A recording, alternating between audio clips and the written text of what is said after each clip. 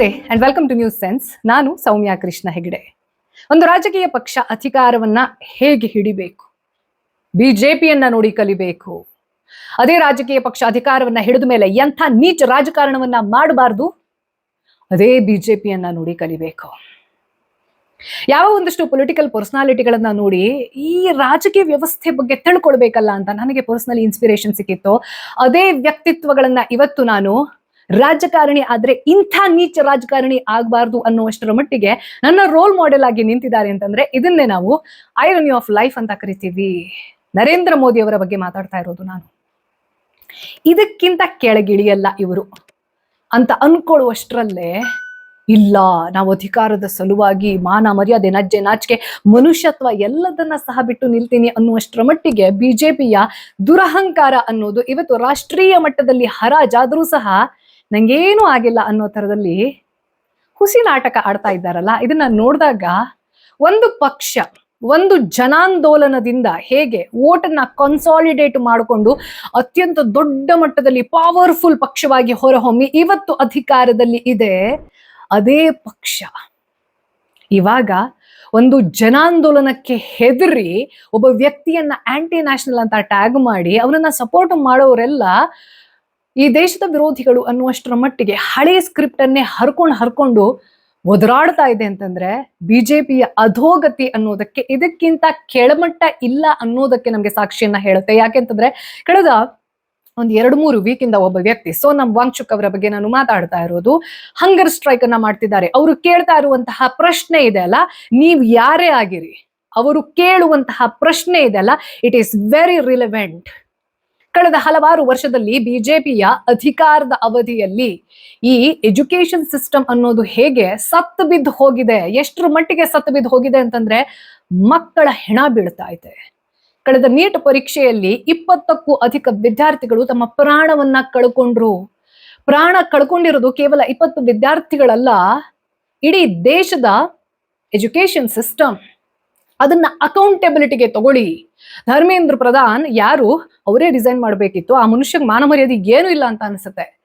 ಹಂಗಿದ್ರು ಸಹ ನನಗೇನೂ ಆಗಿಲ್ಲ ಅನ್ನೋ ಅಷ್ಟರ ಮಟ್ಟಿಗೆ ದುರಹಂಕಾರದಲ್ಲಿ ನೀವು ರೆಸಿಗ್ನೇಷನ್ ಅನ್ನ ಕೇಳಿದ್ರೂ ಸಹ ಕೊಡೋದಿಲ್ಲ, ಅದನ್ನ ಅಡ್ರೆಸ್ ಮಾಡೋದಿಲ್ಲ ಅಂತಂದ್ರೆ ನಾನು ಹಂಗರ್ ಸ್ಟ್ರೈಕ್ಗೆ ಕುತ್ಕೊಳ್ತೀನಿ ಅಂತ ಆ ವ್ಯಕ್ತಿ ಈ ಸಿಜೆಪಿ ಪಕ್ಷ ಅಂತ ಏನು ಒಂದು ಫಾರ್ಮೇಶನ್ ಅನ್ನ ಮಾಡ್ಕೊಂಡಿದ್ದಾರೆ, ಅವರ ನೇತೃತ್ವದಲ್ಲಿ ಒಂದು ಶಾಂತಿಪೂರ್ಣವಾಗಿರುವಂತಹ ಪ್ರತಿಭಟನೆ. ಈ ದೇಶದಲ್ಲಿ ಪ್ರತಿಭಟನೆ ಅನ್ನುವಂಥದ್ದಿದೆ ಅಲ್ಲ, ಶಾಂತಿಪೂರ್ಣವಾಗಿ ನಡುವಂಥದ್ದು, ಅದು ಯಾರೂ ಸಹ ವಿರೋಧ ಮಾಡೋಕೆ ಸಾಧ್ಯ ಇಲ್ಲ. ನೀವು ಸಪೋರ್ಟ್ ಮಾಡಿ ಬಿಡಿ, ವಾಟ್ ಎವರ್ ಇಟ್ ಈಸ್. ಆದ್ರೆ ಒಬ್ಬ ವ್ಯಕ್ತಿ ಕಳೆದ 2-3 ವೀಕಿಂದ ಹಂಗರ್ ಸ್ಟ್ರೈಕ್ ಅಲ್ಲಿ ಕೂತು ಅವರ ಪ್ರಾಣಕ್ಕೆ ಅಪಾಯವಿರುವಂತಹ ಸಂದರ್ಭದಲ್ಲಿ ಸರ್ಕಾರದಿಂದ ಒಬ್ಬ ಪ್ರತಿನಿಧಿ ಬರೋಕೆ ಗತಿ ಇಲ್ಲ.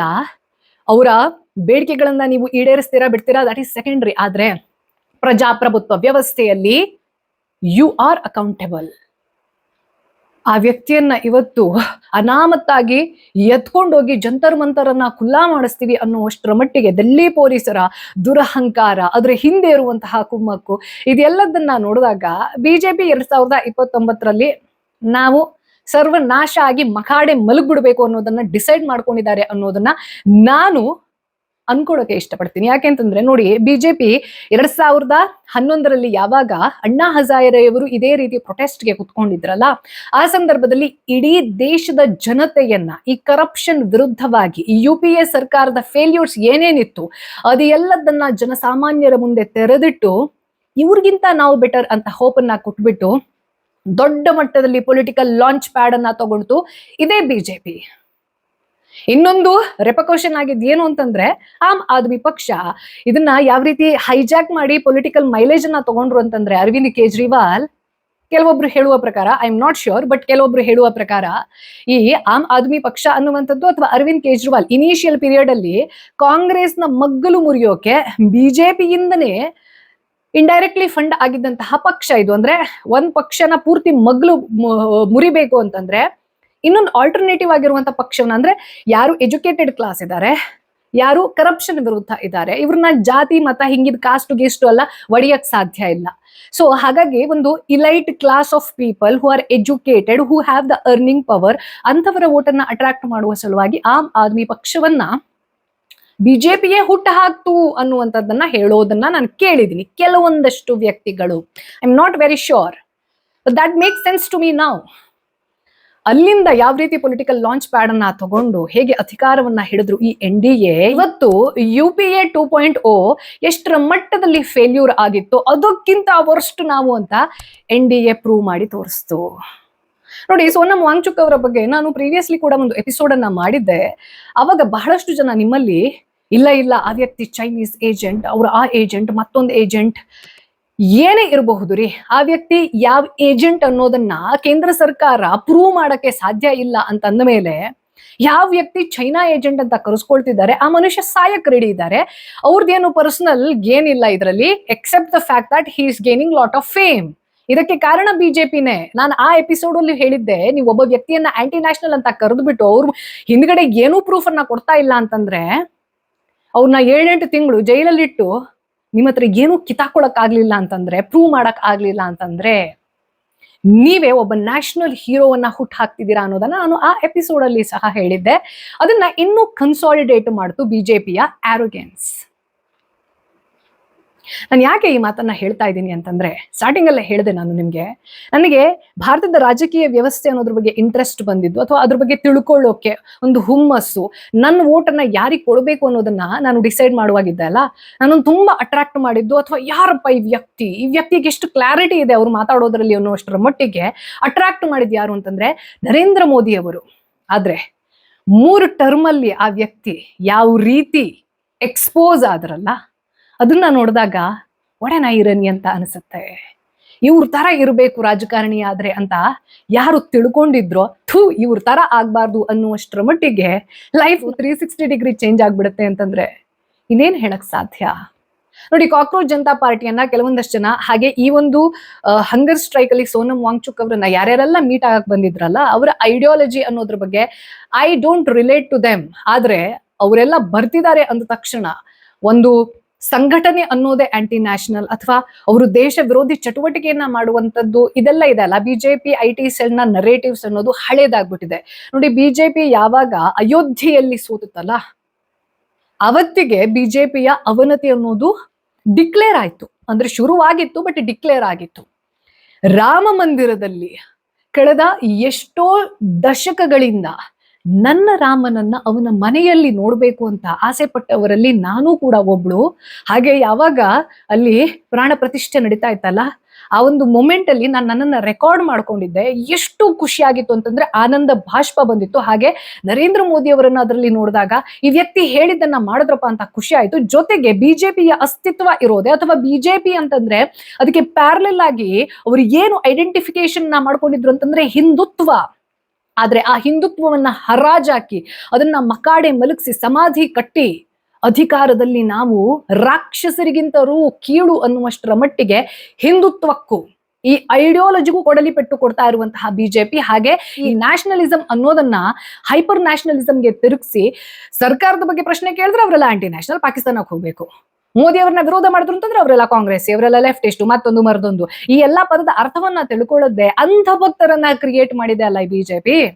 ಈ ಕೆಲವು ಜನ ಕಾಂಗ್ರೆಸ್ ಅವ್ರು ತುಂಬಾ ಖುಷಿ ಪಡ್ತಾರೆ. ಏನು ಖುಷಿ ಪಡ್ಬೇಡಿ, ನಾನು ಮೊದ್ಲು ಹೇಳಿದ್ದೆ, ಕಾಂಗ್ರೆಸ್ 40-50 ವರ್ಷದಲ್ಲಿ ಏನೇನೆಲ್ಲ ದೇಶದಲ್ಲಿ ಹಾಳು ಮಾಡಾಗಿ ಬಿಸಾಕಿದೆ ಅಲ್ಲ, ಅದನ್ನ ಬಿಜೆಪಿ 15 ವರ್ಷದಲ್ಲಿ ಹಾಳು ಮಾಡ್ತೀನಿ ಅನ್ನೋ ಇನ್ಸ್ಪಿರೇಷನ್ ತಗೊಂಡು, BJP is no different from Congress. ಅದರ ಅರ್ಥ ಇದು 2 ಪಕ್ಷನ ಮಕಾಡೆ ಮಲಗಿಸಿ ಇದನ್ನ ಸರ್ವನಾಶ ಮಾಡುವಂತದ್ದು ಅಲ್ಲ. ಯಾವುದೇ ಸರ್ಕಾರ ಪ್ರಜಾಪ್ರಭುತ್ವ ವ್ಯವಸ್ಥೆಯಲ್ಲಿ ಅಧಿಕಾರಕ್ಕೆ ಬಂದ ಮೇಲೆ ಪ್ರಜೆಗಳಿಗೆ ಅದು ಬದ್ಧವಾಗಿ ಇರಬೇಕು. ಬಿಜೆಪಿಯ ಅಡಾಸಿಟಿಯಲ್ಲಿ ಹೋಗಿ ನಿಂತಿದೆ ಅಂತಂದ್ರೆ ಅದರ ವಿರೋಧಿಗಳಿಗೆ ಕೇರ್ ಮಾಡೋದನ್ನ ಬಿಟ್ಬಿಡಿ. ಬಿಜೆಪಿಯ ಕೋರ್ ವೋಟ್ ಬ್ಯಾಂಕ್ ಇದೆ ಅಲ್ಲ, ಎಜುಕೇಟೆಡ್ ಕ್ಲಾಸ್ ಇರಬಹುದು ಅಥವಾ ಅಪ್ಪರ್ ಕಾಸ್ಟ್ ಏನು ಒಂದು ದೊಡ್ಡ ಪಾಪ್ಯುಲೇಷನ್ ಇದೆ, ಹಿಂದುತ್ವ ಐಡಿಯಾಲಜಿಗೆ ರಿಲೇಟ್ ಮಾಡ್ಕೊಳ್ಳುವಂಥದ್ದು ಅವರ ವಿರುದ್ಧ ಇದೆ ಇವಾಗ, ಅಥವಾ ವಿರೋಧ ಕಟ್ಕೊಳ್ಬೇಕಾಗುವಂತಹ ಒಂದು ಗತಿಗೆ ಹೋಗಿದೆ. ಹಾಗಾಗಿ ಇವಾಗದ ಆ ಕಾಸ್ಟ್ ರಾಜಕಾರಣಕ್ಕೆಲ್ಲ ಇಳಿದಿದೆ. ಮುಸ್ಲಿಂ ಅಪೀಸ್ಮೆಂಟ್ ಮಾಡ್ತಾ ಇದ್ದಂತಹ ಈ ಕಾಂಗ್ರೆಸ್ ಅನ್ನ ಬೈಕೊಂಡು ಬಿಜೆಪಿ ಮಾಡ್ತಾ ಇರೋದು ಕಾಂಗ್ರೆಸ್ದೇ ಡಿಫರೆಂಟ್ ವರ್ಷನ್ ಅಷ್ಟೇ. ಆದ್ರೆ ಪ್ರಜಾಪ್ರಭುತ್ವ ವ್ಯವಸ್ಥೆಯಲ್ಲಿ ಮೀಡಿಯಾವನ್ನ ಗೋಧಿ ಮೀಡಿಯಾ ಮಾಡ್ಕೊಂಡು ಅಣ್ಣಾ ಹಜಾರೆ ಮನೆಯನ್ನ ಹೇಗ್ ರೀಚ್ ಆದ್ರು ಅಂತಂದ್ರೆ ಪ್ರೆಸ್ನ ಫ್ರೀಡಮ್ ಇದ್ದಿದ್ರಿಂದ. ಅದರ ಅರ್ಥ ಕಾಂಗ್ರೆಸ್ ಕಾಲದಲ್ಲಿ ಏನೋ ಗೋಧಿ ಮೀಡಿಯಾ ಇದ್ದೇ ಇರಲಿಲ್ಲ ಅಂತ ಅಲ್ಲ. ಕಾಂಗ್ರೆಸ್ ಮೀಡಿಯಾವನ್ನ ಕಂಟ್ರೋಲ್ ಮಾಡಿದ್ ಹೆಂಗೆ ಅಂತಂದ್ರೆ ತಾವು ಸರ್ವೈವ್ ಆಗ್ಬೇಕು ಅಂತ ಆದ್ರೆ ಬಿಜೆಪಿ ಅದನ್ನೇ ಸ್ಟ್ರಾಟಜಿ ಮಾಡ್ಕೊಂತು. ಕಾಂಗ್ರೆಸ್ ಯಾವ್ಯಾವ ಫೇಲ್ಯೂರ್ಸ್ ಅನ್ನೋದ್ರಲ್ಲಿ ತನ್ನ ನರೇಟಿವ್ ಸೆಟ್ ಮಾಡಕ್ ಹೋಗಿದೆ ಸರ್ವೈವಲ್ ನ ಸಲುವಾಗಿ, ಬಿಜೆಪಿ ಅಲ್ಲೆಲ್ಲ ತನ್ನ ಅಧಿಕಾರ ಹಿಡಿಯುವ ಅಡಾಸಿಟಿಗೆ ಸ್ಟ್ರಾಟಜಿಯನ್ನ ಮಾಡ್ಕೊಂಡು ಮುನ್ನಡೆದಿದೆ. ಇಷ್ಟೇ ಡಿಫ್ರೆನ್ಸ್ ಕಾಂಗ್ರೆಸ್ ಮತ್ತೆ ಬಿಜೆಪಿ ಮಧ್ಯದಲ್ಲಿ. ಆದ್ರೆ ಯಾವ ದೇಶದಲ್ಲಿ ಪ್ರಜಾಪ್ರಭುತ್ವ ವ್ಯವಸ್ಥೆಯಲ್ಲಿ ಪ್ರಶ್ನೆಯನ್ನ ಕೇಳುವಾಗ ಪ್ರಶ್ನೆಗೆ ಆನ್ಸರ್ ಕೊಡ್ರಪ್ಪ, ನೀವು ಮಕ್ಕಳ ಭವಿಷ್ಯ ಹಾಳು ಮಾಡ್ಬೇಡ್ರಪ್ಪ. ಒಂದು ಡೈಲಾಗ್ ಮಾಡುವಂತಹ ಕನಿಷ್ಠ ಮಟ್ಟದ ಮ್ಯಾನರಿಸಮ್ ಇಲ್ಲ ಅಂತಂದ್ರೆ ನಮ್ಮ ದೇಶದಲ್ಲಿ, ನಾನು ಸ್ಟಾರ್ಟಿಂಗ್ ಅಲ್ಲೇ ಹೇಳಿದೆ ಅಲ್ಲ, ಅಧಿಕಾರವನ್ನ ಹೇಗೆ ಹಿಡಿಬೇಕು, ಬಿಜೆಪಿಯನ್ನ ನೋಡಿ ಕಲಿಬೇಕು. ಕೆಟ್ಟ ರಾಜಕಾರಣವನ್ನ ಹೇಗೆ ಮಾಡಬಾರ್ದು, ಬಿಜೆಪಿ ನೋಡಿ ಕಲಿಬೇಕು. ಅಂಡ್ ಇನ್ಫ್ಯಾಕ್ಟ್ ಕಾಂಗ್ರೆಸ್ಗೆ ಎಂತ ಸುವರ್ಣ ಅವಕಾಶ ಇತ್ತು ಅಂತಂದ್ರೆ ಈ ಸಂದರ್ಭದಲ್ಲಿ ನನಗೆ ಬಿಜೆಪಿಗಿಂತನೂ ಕಾಂಗ್ರೆಸ್ ಮೇಲೆ ಕೋಪ ಇರೋದು ಏನಕ್ಕೆ ಗೊತ್ತಾ? ಬಿಜೆಪಿ ಇಷ್ಟು ದುರಹಂಕಾರಕ್ಕೆ ಬೆಳೆಯೋದಕ್ಕೆ ಕಾರಣ ಕಾಂಗ್ರೆಸ್. ಎಲ್ಲೆಲ್ಲಿ ಯಾವ್ಯಾವುದನ್ನ ಹೇಗೆ ಜನರಿಗೆ ರೀಚ್ ಮಾಡಿಸ್ಬೇಕಿತ್ತು, ಕ್ರೆಡಿಬಿಲಿಟಿಯನ್ನ ಹೆಂಗ್ ತಗೊಳ್ಬೇಕಿತ್ತು, ಅಲ್ಲೆಲ್ಲ ಸಹ ಚಲೇಗ ಜನ ವಿರೋಧ ಮಾಡ್ತಾರೆ, ಬಿಜೆಪಿ ಅಧಿಕಾರವನ್ನ ಕಳ್ಕೊಳ್ತಾರೆ, ಆವಾಗ ಗತಿ ಇಲ್ಲ ಅಂತ ಹೇಳ್ಬಿಟ್ಟು ನಮ್ಗೆ ವೋಟ್ ಹಾಕ್ತಾರೆ ಅನ್ನೋ ಲೆವೆಲ್ಗೆ ಅಪೋಸಿಷನ್ ಅವ್ರು ಎಷ್ಟು ಸಾಯಿಸ್ತಾರೋ ಅದಕ್ಕಿಂತ ಜಾಸ್ತಿ ಸತ್ತೋಗ್ಬಿಟ್ಟಿದೆ ಅಲ್ಲ. BJP was a good opposition. ಏನೇನು ಫೇಲ್ಯೂರ್ಸ್ ಇದೆ ಅದೆಲ್ಲದನ್ನ ಜನರ ಮುಂದೆ ತಂದಿಟ್ಟು ಜನರು ರೋಡಿಗೆ ಇಳಿಯೋ ತರದಲ್ಲಿ ಮಾಡುವಂತಹ ಶಕ್ತಿ ಬಿಜೆಪಿಗಿತ್ತು. ಆದ್ರೆ ಕಾಂಗ್ರೆಸ್ ಏನ್ ಮಾಡ್ತಾ ಇದೆ ಅಥವಾ ಏನ್ ಮಾಡ್ಬೇಕು ಅನ್ನುವಂತ ಇಚ್ಛಾಶಕ್ತಿಯನ್ನ ಇಟ್ಕೊಂಡಿದೆ ಅನ್ನೋದು ಇವಾಗ ಸಹ ಕಾಣ್ತಾ ಇಲ್ಲ. ವೋಟ್ ಹಾಕಿರೋ ಜನಾನೇ, ಬಿಜೆಪಿ ವೋಟ್ ಹಾಕಿರೋ ಜನಾನೇ ಬಿಜೆಪಿಯ ವಿರುದ್ಧವಾಗಿ ನಿಮ್ ದುರಹಂಕಾರವನ್ನ ಇನ್ ಸಹಿಸೋಕ್ ಸಾಧ್ಯ ಇಲ್ಲ ಅಂತ ಹೇಳ್ಬಿಟ್ಟು ಪ್ರಾಣ ಕೊಡೋಕ್ ಹೋಗ್ತಾ ಇದ್ದಾರೆ ಅಂತಂದ್ರೆ ಈ ಸೋನಂ ವಾಂಗ್ಚುಕ್ ನರೇಂದ್ರ ಮೋದಿ ಅವರನ್ನ ಸಪೋರ್ಟ್ ಮಾಡಿರುವಂತಹ ವ್ಯಕ್ತಿ ಒಂದು ಕಾಲದಲ್ಲಿ. ಅವ್ರನ್ನ ಇವಾಗ ಆಂಟಿ ನ್ಯಾಷನಲ್, ಚೈನಾ ಏಜೆಂಟ್, ಮತ್ತೊಂದು ಮರದೊಂದು ಅನ್ನೋ ತರದಲ್ಲೆಲ್ಲ ಹೇಳಿ ಇವಾಗ ಇಡೀ ದೇಶದಲ್ಲಿರುವಂತಹ ಯಾವುದೇ ಐಡಿಯಾಲಜಿಯವರು ಇರಬಹುದು ಅವರೆಲ್ಲರೂ ಸಹ ಸೋನಂ ವಾಂಗ್ಚುಕ್ ಅವರನ್ನ ಸಪೋರ್ಟ್ ಮಾಡ್ತಾ ಇದ್ದ ತಕ್ಷಣ ಯಾವ್ಯಾವುದೋ ಇಲ್ದೋಗಿರೋ ಕಥೆ, ಅವ್ರ ಅಪ್ಪನ ಕಾಲದ್ದು ಅಥವಾ ಈ ವ್ಯಕ್ತಿ ಅಷ್ಟು ಫಂಡ್ ತಗೊಂಡು ಇಷ್ಟು ತಗೊಂಡ್ರು ಅಂತ ಪ್ರೂಫ್ ಇಲ್ಲದೆ ಮಾತಾಡೋದಿದೆಲ್ಲ ಬಿಜೆಪಿ IT ಸೆಲ್ನ ಸ್ಕ್ರಿಪ್ಟ್ ಇದೆ ಅಲ್ಲ, ನನಗೆ ಹಳೆದಾಗಿ ಹಳಸೋದ್ರು ಇನ್ನು ಯಾಕೆ ಅದೇ ಬೊಂಬಡ ಬಜಾಯಿಸ್ಕೊಂಡಿದ್ದಾರೆ ಅನ್ನೋದೇ ಅರ್ಥ ಆಗೋದಿಲ್ಲ. ಆದ್ರೆ ಈ ಒಂದು ಜನಾಂದೋಲನ ಅನ್ನುವಂಥದ್ದು ರೋಡಿಗಿಳಿದು ಬೀದಿ ಬೀದಿ ಅಣ್ಣಾ ಹಜಾರೆ ಟೈಮಲ್ಲಿ ಏನು ಫಿಸಿಕಲ್ ಪ್ರೆಸೆನ್ಸ್ ಅನ್ನುವಂಥದ್ದು ಇತ್ತಲ್ಲ, ಇನ್ಕ್ಲೂಡಿಂಗ್ ಮೀ. ಇನ್ಫ್ಯಾಕ್ಟ್ ನಾನು ಅವಾಗ ಕಾಲೇಜ್ ಇರೋ ಟೈಮಲ್ಲಿ ಫಸ್ಟ್ ಟೈಮ್ ಒಂದು ಪೊಲಿಟಿಕಲ್ ಮೂವ್ಮೆಂಟ್ ಅಲ್ಲಿ ಭಾಗವಹಿಸ್ಬೇಕು ಅಂತ ನನಗನಿಸಿದ್ದು. ಅಂಥ ಫಿಸಿಕಲ್ ಪ್ರೆಸೆನ್ಸ್ ರೋಡ್ ಮೇಲೆ ಜನರದ್ದು ಇಲ್ಲದೆ ಇದ್ದು ಸಹ ಸೋಷಿಯಲ್ ಮೀಡಿಯಾದಲ್ಲಿ ಇರುವಂತಹ ಪ್ರೆಸೆನ್ಸ್ ಅನ್ನ ನೋಡಿದಾಗ, ಹಾಗೆ ಈ ರೈಟ್ ಲೆಫ್ಟ್ ಮತ್ತೊಂದು ಮರದೊಂದು ಎಲ್ಲ ಐಡಿಯಾಲಜಿಯನ್ನ ಬಿಟ್ಟು ಆ ವ್ಯಕ್ತಿ ಏನ್ ಪ್ರಶ್ನೆ ಕೇಳ್ತಿದ್ದಾರೆ, that is very relevant question. ಕೆಲವು ಜನ ಹೇಳ್ತಾರೆ ಯಾರು ಆ ಪ್ರಶ್ನೆ ಕೇಳ್ತಿದ್ದಾರೆ ಅವರ ಇಂಟೆನ್ಷನ್ ಏನು ಅನ್ನೋದು ಇಂಪಾರ್ಟೆಂಟ್. ಸೌಜನ್ಯ ಕೇಸಲ್ಲೂ ಇದೇ ಆಗಿತ್ತು. ಆ ವ್ಯಕ್ತಿಯ ಇಂಟೆನ್ಷನ್ ಬೇರೆ ಇದೆ. ಇಂಟೆನ್ಷನ್ ಪಕ್ಕಕ್ಕಿಡಿ ಗುರು, ಸೌಜನ್ಯ ಸತ್ತಿದ್ದು ಸತ್ಯ ತಾನೆ, ಅಂದ್ಮೇಲೆ ಯಾರು ಇಂಟೆನ್ಷನ್ ಕಟ್ಕೊಂಡು ನಮ್ಗೇನಾಗ್ಬೇಕು, ಸತ್ತಿದ್ದು ಅವಳನ್ನ ಆ ರೀತಿ ಅತ್ಯಾಚಾರ ಮಾಡಿದ್ದು ಯಾರು, ದಟ್ ಈಸ್ ಮೈ ಕನ್ಸರ್ನ್. ಇಲ್ಲೂ ಸಹ ಸೋನಂ ವಾಂಗ್ಚುಕ್ ಚೈನಾ ಏಜೆಂಟಾ, ಅಮೆರಿಕ ಏಜೆಂಟಾ, ಮೋದಿ ಗೌರ್ಮೆಂಟ್ ನ ಏಜೆಂಟಾ, ಇದು ಯಾವುದು ಕೂಡ ಇರ್ರಿಲೆವೆಂಟ್. ಆ ವ್ಯಕ್ತಿ ಕೇಳ್ತಾ ಇರುವಂತಹ ಪ್ರಶ್ನೆ ನಮ್ಮ ಪ್ರಶ್ನೆ, ನನ್ನ ಪ್ರಶ್ನೆ. ಹಾಗಾಗಿ ಆ ವ್ಯಕ್ತಿಯ ವಾಯ್ಸ್ ಗಟ್ಟಿ ಇರಬೇಕು. ಯಾವ ಬಿಜೆಪಿಗೆ ನಾನು ಅತೀತ ಅನ್ನುವಂತಹ ದುರಹಂಕಾರ ಬಂದಿದೆ ಅಲ್ಲ ಕಳೆದ 2 ಟರ್ಮ್ ಇಂದ, ಅದನ್ನ ಜನರೇ ಮಗ್ಗಲು ಮುರಿಬೇಕು. I am not against BJP, but I am against BJP's arrogance, the anti-democracy attitude of BJP. I am invincible ಅನ್ನೋದಿದೆ ಅಲ್ಲ, ಅದರ ವಿರುದ್ಧ ನಾನಾಗ್ಲೇ ಹೇಳಿದಾಗೆ 2029ರಲ್ಲಿ ಅಧಿಕಾರಕ್ಕೆ ತಾವು ಬರೋ ಡೌಟ್ ಇದೆ ಅನ್ನೋ ಕಾರಣಕ್ಕೋಸ್ಕರನೇ ಬಿಜೆಪಿ ಮಾಡಬಾರದನ್ನ ಮಾಡ್ತಾ ಇರೋದು, ವೋಟ್ ಚೋರಿಯನ್ನೂ ಸೇರಿದ ಹಾಗೆ. ಎಲ್ಲರನ್ನ ನೀವು anti Hindu, anti national, Congress, leftist, communist ಹಿಂಗೆಲ್ಲ ಹೇಳಿ ಟ್ಯಾಗ್ ಮಾಡೋದಿದೆಲ್ಲ ಈ ಸ್ಕ್ರಿಪ್ಟ್ ಹಳೇತಾಗಿ ಹಳಸೋಗಿದೆ. ಐ ಓನ್ಲಿ ವಿಶ್ ದಿಸ್, ನನ್ನ ದೇಶದಲ್ಲಿ ಯಾವುದೇ ದಂಗೆಗಳಾಗಬಾರ್ದು. ನೇಪಾಳದಲ್ಲಿ ಆದ ಹಾಗೆ, ಬಾಂಗ್ಲಾದಲ್ಲಿ ಆದ ಹಾಗೆ ಯಾವತ್ತೂ ಆಗಬಾರ್ದು. ಅದರ ಹೊರತಾಗಿ definitely I want BJP to be stopped and slapped tightly, so that ಈ ದೇಶ ಹಾಗೂ ಧರ್ಮ ಅನ್ನೋದನ್ನ ಮಿಸ್ಯೂಸ್ ಮಾಡಿಕೊಂಡು ಒಂದು ರಾಜಕೀಯ ಪಕ್ಷ ಎಷ್ಟು ವರ್ಷಗಳ ಕಾಲ ಕಷ್ಟಪಟ್ಟು ಬೆಳೆದಿದೆ ಅಲ್ಲ ಬಿಜೆಪಿ, ಅದು ಒಂದು 4-5 ತಲೆಗಳಿಂದ ಅವರ ದುರಹಂಕಾರದಿಂದ ಪಕ್ಷ ಸರ್ವನಾಶ ಆಗಬಾರದು. ಎಷ್ಟೋ ಜನರ ಕೊಡುಗೆಯಿಂದ ಈ ಪಕ್ಷ ಅನ್ನೋದು ಕಟ್ಟಿದ್ದಾರೆ. ಅದು ಕಾಂಗ್ರೆಸ್ ಇರಬಹುದು, ಯಾವುದೇ ಇರಬಹುದು. ಯಾವುದೇ ಪಕ್ಷ ಸರ್ವನಾಶ ಆಗೋದನ್ನ ನಾನು ಸಂಭ್ರಮಿಸೋದಿಲ್ಲ.